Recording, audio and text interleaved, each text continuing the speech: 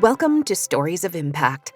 I'm producer Tavia Gilbert, and in every episode of this podcast, journalist Richard Sergay and I bring you conversation about the newest scientific research on human flourishing and how those discoveries can be translated into practical tools. This season of the Stories of Impact podcast explores the vital question of citizenship in a networked age, how digital forms of communication can support democracy or undermine it, how privacy has been affected by the digital revolution, and the impact on civic engagement when citizens' data is bought and sold.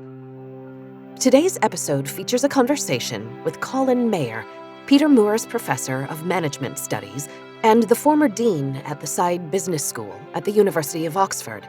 Professor Mayer speaks to Richard about the role of business institutions in building resilient and cohesive communities, and the necessity of trust in whether civilization itself will be sustained. Let's begin. Tell me what citizenship in the networked age means to you.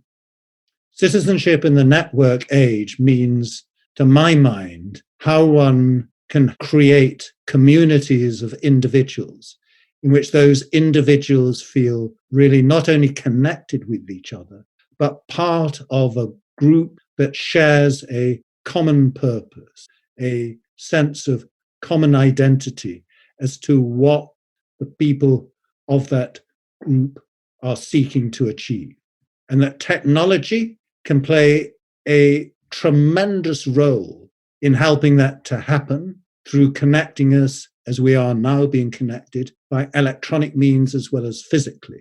But that in so doing, it can also create immense problems in terms of the way in which people might feel isolated if electronic communication is the only form of engagement, and they may feel that the way in which that technology is using that information is seriously undermining their liberties, freedoms, and confidentiality.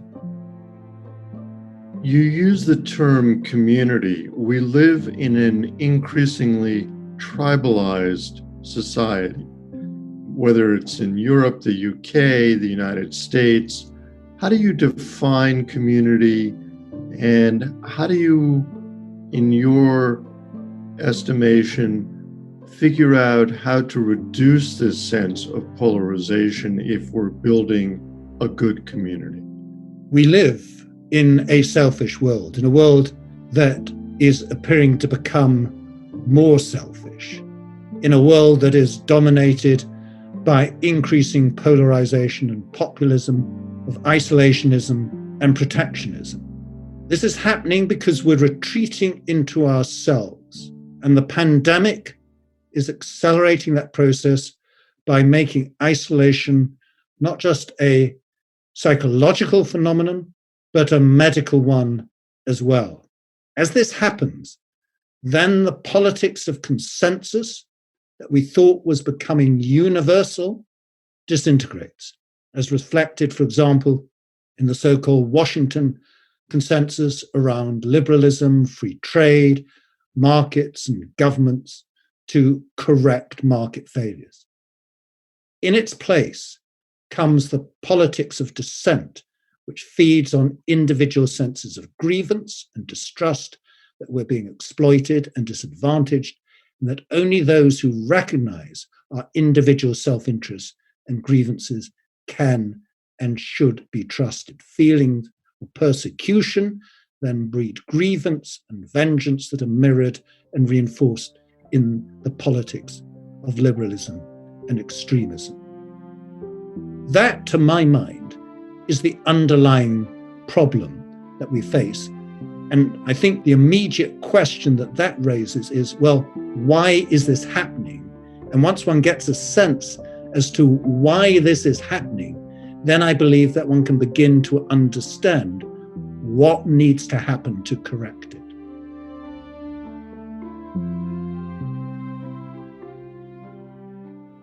You mentioned the pandemic, but pre-pandemic, and not to focus particularly on President Trump, but he came into office with a notion called America First, which to me reflects a sense of provincialism. separation from rather than inclusion in or with. So this predates the pandemic. Maybe the pandemic accelerated it. What can we do? I don't think it only predates the pandemic. I think it goes back several hundred years, and really to the period in which the notion of the individual grew into significance. In essence, what we observed happening was a decline in the influence of religion and the monarch in politics, and their replacement by the significance of individuals. And a lot of what we see happening now is a product of ideas that became particularly influential during the 18th and 19th century around concepts of social contracts between citizens and the monarch or the state, as described, for example, by Thomas Hobbes and John Locke, and then in the form of utilitarianism, as developed by David Hume, Jeremy Bentham, and John Stuart Mills, in which the notion that government was really about social preferences, where those preferences were simply the sum of individual preferences. And it's that notion that we should regard the way in which government behaves as reflecting no more than just the interests of individuals aggregated together in some particular combination, with no real notion of there being a broader corporate or common purpose that underlies the activities that we as a nation or we as citizens or members of particular societies should be trying to progress. It's that loss of a common purpose with the emphasis on the individual that I think is now coming to a head in what we see in terms of the populism and polarization, as really exemplified so forcefully by what Trump is putting forward. So what's at stake for societies like the UK or the US or Western democracies? What are we possibly losing in this move over the last several centuries toward individualism and the loss of a common good? The answer to that is illustrated by what happened 10 years ago, or just over 10 years ago, when the financial crisis occurred. And what was revealed in the financial crisis was a degree of exploitation and manipulation on the part of some members of society at the expense of others, which came as a genuine shock and horror to many other people. And what then emerged as an even stronger realization was not only what many people had perpetrated as essentially crimes against other members of society, but the inability of government and regulators to do anything about it, to really punish misdemeanors and correct the injustices that were revealed. And the consequence of that has been a growing sense of distrust and mistrust, not just in this case in business and finance, but in all the surrounding architecture of privilege and entitlement. The notion of, for example, meritocracy and reward for ability and effort, which many saw as being the great leveler of opportunity for all, emerged as being just another form of privilege, of inheritance, upbringing, and education. So what has really been lost is a sense of commonality, of the notion that, well, we can all, if we work hard enough, if we're sufficiently ambitious and imaginative, we can all succeed. And in the process, we can contribute to the creation of that greater common purpose. Well, that idea has firmly gone out of the window. We see ourselves as being increasingly exploited by different parties, and therefore this notion of retreating into oneself becomes the dominant theme.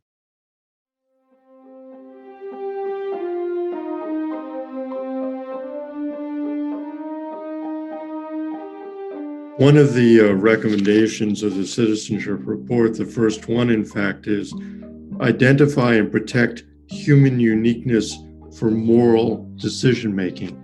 How do we get to that place? It's very much a reflection of what I was just describing in terms of the rise of utilitarianism and the notion that one should just think about the world in terms of the happiness and utility of individuals. One saw that occurring in ever greater significance as economies began to develop and markets were seen as being a source of economic prosperity in a way of achieving that maximization of individual preferences. So what was beginning then to emerge towards the middle end of the 19th century was politics and economics as being primarily about the individual. But for the most part, this was initially constrained by the limitation on the resources and the economic influence that individuals could exercise, either in an agrarian context or then increasingly in an industrialization context. It was restricted to relatively small-scale family activities. But all of that changed then with the rise of manufacturing industry, then service industries, in particular financial services, and the emergence of multinational enterprises. And suddenly we observed the accumulation of huge amounts of wealth and economic power in the hands of those owning and running businesses. But this was taken to merely reflect what was deemed to be a desirable underlying philosophy, that by pursuing individual self-interest, in the process, the markets and economic processes developed society's interest as a whole. So the sole interest of owners and managers in making money was the source, it was argued, of general prosperity and wealth.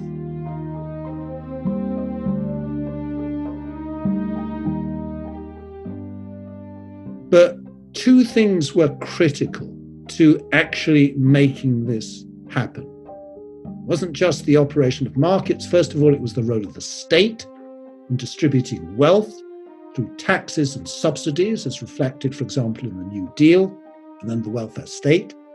And secondly, a combination of competition and regulation that constrained the worst abuses of business. But both of these began to fall apart as the limits of the state to redistribute and of competition and regulation to restrain big business became all too evident. And then that came to a head in that period I've just described, in the financial crisis, when everything was laid bare for everyone to see.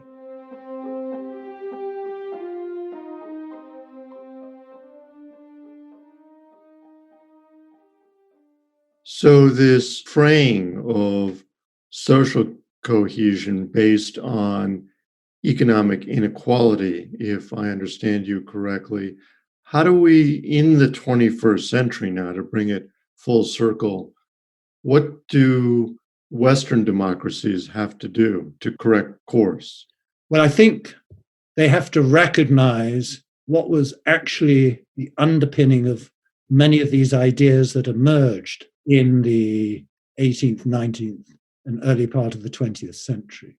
I mean, for example, Adam Smith warned very clearly in the theory of moral sentiments about the importance of strong senses of morality in the way in which people behaved in their economic dealings with others. And underpinning his idea was the notion of its common purpose, which in the case of business was very well described by its origin of the company in the term cum panis. In other words, the breaking of bread together in a company, and the notion of common unity in the community and society. Now, that is exactly what is required to rebuild that sense of society and citizenship. The notion that we as individuals inherently want to work together in cooperating with others and assisting others. And that the role of our institutions, and in particular some of our most important institutions, such as the business and the state, are anything other than the way in which utilitarianism looks at them as just pass-through vehicles to reflect the ultimate interests of individuals. They are important entities in their own right for forging a sense of common purpose to which we all can subscribe and from which we can all benefit. And that really what underpinned the reason why we created those institutions in the first place was to perform exactly that function of binding us together. So, for example, if you look at the origin of the corporation in Roman law, its origins in the Societas Publicanorum were to perform very public functions of collecting taxes, minting coins, looking after public buildings. In other words, to help build society. And that is the way in which business and the corporation evolved over much of its 2,000-year history, until we come to this period where suddenly the idea of, well, business is just there to help people to make money emerged. And then that notion of it being a vehicle for creating the kumpanis of sharing bread and breaking bread together was completely lost. So what we need to do is to rediscover the notion of institutions as being there to help us forge common purposes, where we can have a sense of common identity as to why we work in particular locations, why we are members of particular societies, and a sense of real meaning and fulfillment that we then get from contributing and helping to build those common purposes. Because ultimately, we all want to do a good day's work. We all want to feel that we are contributing in every aspect of the way in which we behave to supporting others. And the way in which I look at our role in terms of our own individual purposes and the role of institutions in general is that our purposes and their purposes is to help solve the problems of others. That is our fundamental reason for being, which underpins a purpose, to assist others to address their problems. And in the case of business, to find ways of doing that in commercially viable and profitable fashions.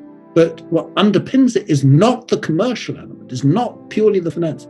It's the idea of helping others to solve problems. And the reason why these institutions, not just business, but philanthropic institutions, societies, the state, the reason why those institutions are so important is we can't on our own actually do a great deal in terms of solving problems of others. We don't have the resources, we don't have the capability, but together we are fantastically powerful agents for helping to solve problems of others and the world going forward. One of the issues of our era is the fraying of institutions, and I'm thinking about trust or mistrust, more accurately, in institutions like government, like finance, like business, even the media, by the public. There's been much written about this post-truth, post-fact society that we're now living through. So bringing it full circle to the pandemic, where if we were all as a society working together, the scientists among us would say that we would have a common purpose in ending the pandemic more quickly if we all worked together. But in that, institutions have frayed, and you may disagree with me on this, led by leadership on both sides of the Atlantic that have questioned science and work in a post-truth arena. We are going our own way instead of working as a collective good to end the pandemic. Masks are a good example here in the US that have become so controversial. Yet the science points to if we use them, we could end this pandemic and save thousands upon thousands of lives. So help me understand, as institutions fray and our trust in them frays, how we can get to a common good and a common purpose. Okay. Big question. An excellent question. And let me just start off by saying that your observation about the importance of trust is absolutely correct. It is the glue that keeps societies together. It's the glue that keeps us civilized in the way in which we behave and respect each other. And when we lose trust in others, then we lose the basis on which we can interact and the basis on which we can create community. It's also, and this is not sufficiently well understood, the fundamental basis of the economic success and prosperity of individuals, of companies, of institutions, and of economies around the world. So it is of fundamental importance. And let me just then illustrate it in relation to the pandemic. You know, the pandemic was initially seen as being the great revival of community, and people were going out of their way to help each other, and particularly to help those who were the most vulnerable in society. And people really rejoiced in that rediscovery of community. But it then became weakened and frayed by the realization that actually that notion of the reemergence of a common purpose was not nearly as strong as it seemed to be at the start. And that, I think, is reflected in the way in which people have looked to the pandemic as a mechanism for essentially eliciting the best in not only individuals, but in our institutions. And in some respects, what happened did, at least initially, bring out some very positive elements. For example, in the way in which businesses did pivot to produce ventilators or testing and tracing equipment. But then what we've seen emerging is this conflict which is perceived between promoting common interest and what is needed in terms of economic survival. And so what you have commented on in terms of politicians on both sides of the Atlantic essentially ignoring the science and scientific advice and evidence in terms of their decisions that they take, have been against the background of what are perceived to be significant conflicts between what we need in terms of economic revival and what the science is pointing to in terms of isolation, lockdowns, and quarantining of individuals. Now, that in fact is not the case. And where we see things working the best, and I'm referring here to some countries in Europe, in particular, in some of the Scandinavian countries, in, for example, New Zealand, we observe that the science has been followed very carefully, but at the same time, there has been a social support structure, which is very firmly embedded, and that provided a means by which the economic requirements were not in conflict with the social ones.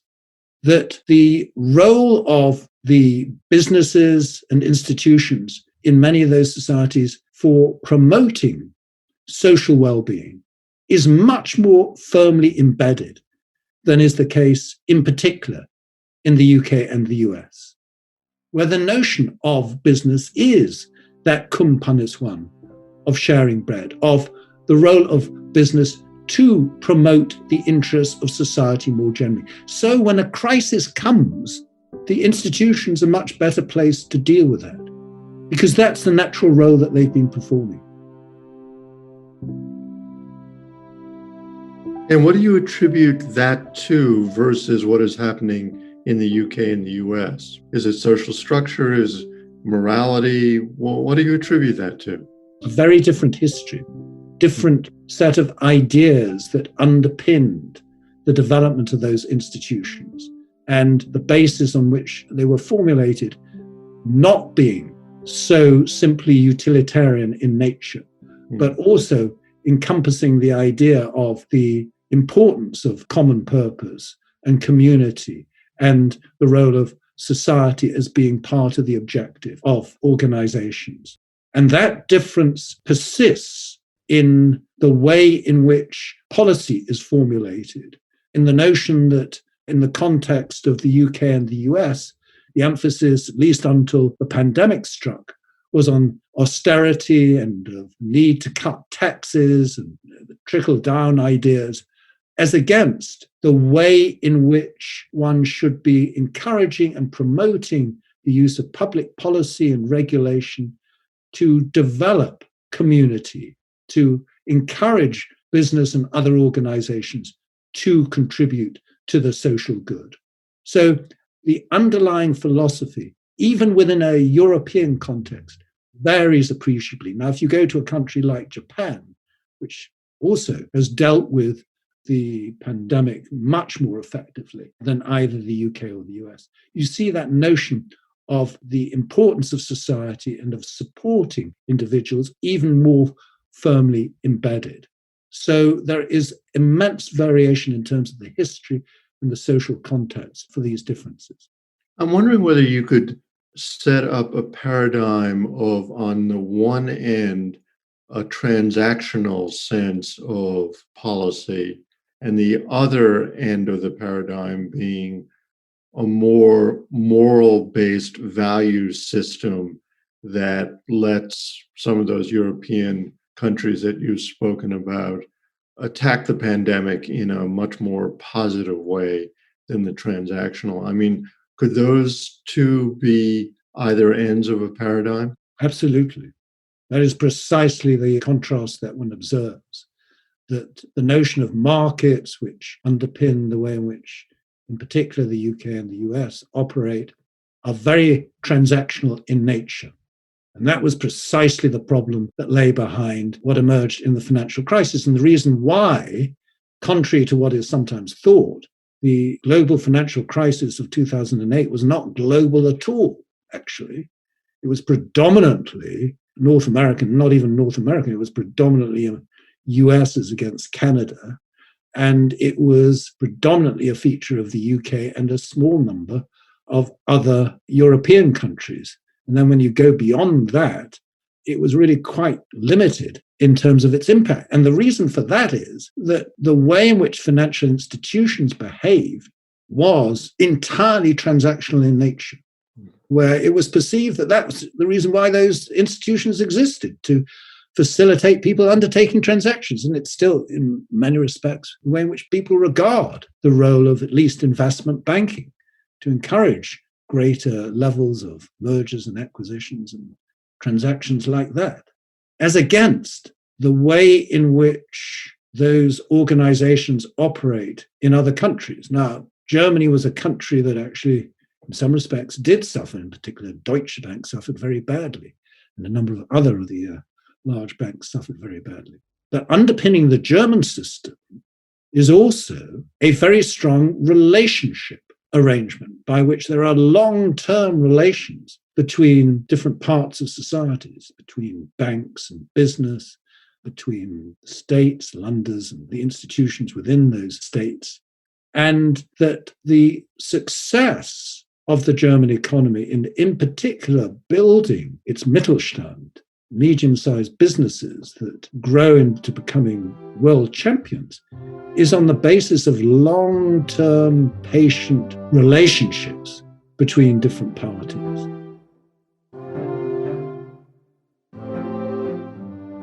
It's not just about the idea of institutions helping to build more resilient societies and communities. It's also about what makes for economic success and what will make for economic success going forward. As, coming back to the theme of technology, technology will increasingly potentially undermine the role of individuals and humans and humanity in the way in which we interact with each other. And that's because as artificial intelligence in particular accelerates, then not only will it increasingly be a source of processing larger and larger data sets more effectively and quicker and help us in decision-taking and transactions, it will also increasingly come to replace us as humans in decisions being taken. For example, the notion of judgments being taken by machines is not just science fiction. It's potentially science fiction insofar as AI is capable, in particular in common law countries such as the UK and the US, which rely very heavily on precedent, to work much more effectively through a large number of past cases to determine the relevance of them for a particular case that is currently being heard. And so we will see the notion of humanity increasingly coming under threat unless we recognize the importance of determining the purpose of these technological advances and recognizing that the role of these technological advances must first of all and foremost be under the control of humans at all times, and secondly, directed towards helping to solve our problems as individuals, societies, and the natural world.